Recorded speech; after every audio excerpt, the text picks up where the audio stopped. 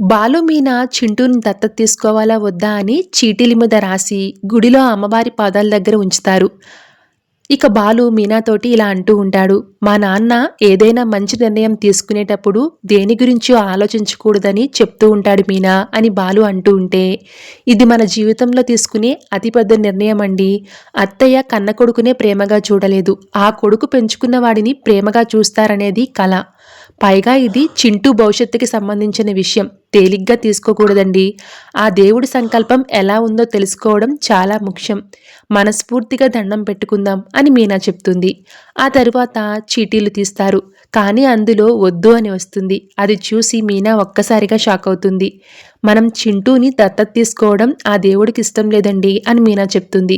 మనం చేసే మంచి పనిని ఆ దేవుడు ఎందుకు వద్దంటాడు అని బాలు అంటే, మనం చేసే మంచి పని మనకు మంచిదో కాదో దేవుడికి కూడా లెక్క వేస్తాడు కదా.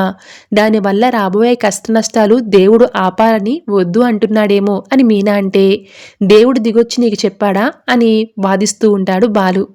మీనా మీనా చెప్పిన విషయాన్ని బాలు అస్సలు పట్టించుకోకుండా చింటూని ఖచ్చితంగా దత్తత తీసుకోవాల్సిందే అని బాలు గట్టిగా పట్టుపడతాడు. ఇక ఇద్దరూ ఈ విషయంలో ఎలాంటి నిర్ణయం తీసుకోకుండానే ఇంటికి వెళ్ళిపోతారు. Thanks for watching.